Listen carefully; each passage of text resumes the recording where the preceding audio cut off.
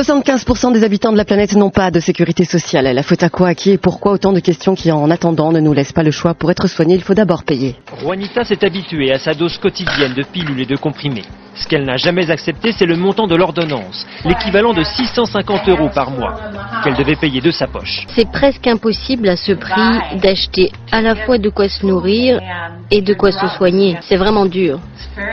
Pourtant, il est vrai, il existe des pays où la santé n'est pas un choix, où la santé est devenue un droit. La France se débat actuellement avec son déficit de la sécurité sociale. Comment faire en sorte que notre pays conserve un système plus qu'enviable? Oui, il existe des pays où la problématique est de savoir comment rester enviable malgré les pertes qui ne seront jamais plus élevées que celles pour payer une armée aux urgences. Eh bien, on n'a pas de quoi soigner.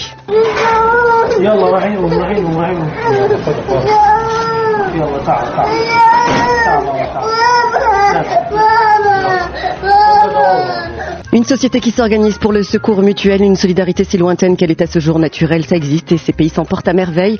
Là-bas, les rendez-vous sont une rencontre entre un praticien et un homme qui ne se sent pas bien. Une riche conversation entre un docteur et son interlocuteur, sans peur ni frayeur de ce que sera le verdict en fin d'heure.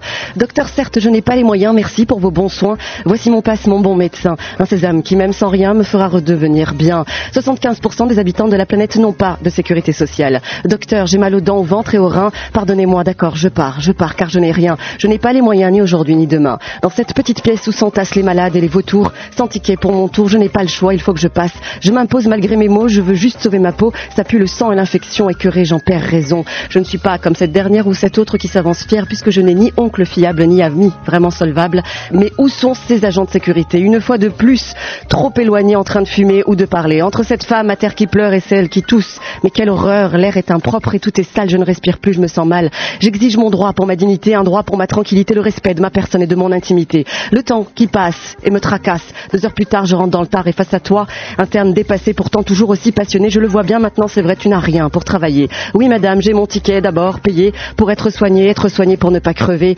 Je porte la vie, mais au sol, je gis sans chaleur, sans pudeur et mon corps se tord de douleur. Je suis pauvre et analphabète, mais quelle est donc mon erreur? Mon enfant est né sur ce sol glacé, mais mon Dieu, je ne rêve pas, ce sont bien des rats autour de lui. Je ne suis pas enchantée, j'ai juste envie de pleurer. Hôpital public, je te hais car tu es plus malade que moi, j'accuse. J'accuse, au mégaphone dans l'assemblée.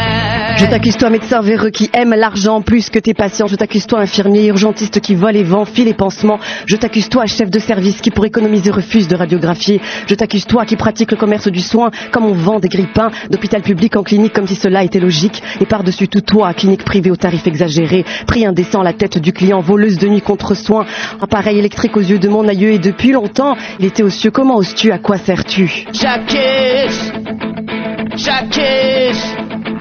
J'accuse au mégaphone dans l'assemblée.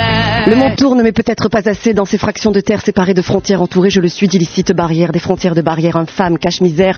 Si le soin est une trêve et bien pour certains, le soin est un rêve trop mesquin pour les miens. Au-delà de chez moi, il paraît que l'on vit, il paraît que l'on guérit, il paraît que l'on choisit, il paraît que c'est gratuit, que l'on soit grand ou petit, que l'on soit riche ou sans niche, il paraît que c'est gratuit aujourd'hui, gratuit demain et à vie. Mais dans un pays où comme le mien, ce n'est pas moi, ce n'est pas toi, mais c'est l'argent qui fait sa loi. Le prix des médicaments reste fixé par les laboratoires eux-mêmes. Industrie pharmaceutique, je te hais plus encore.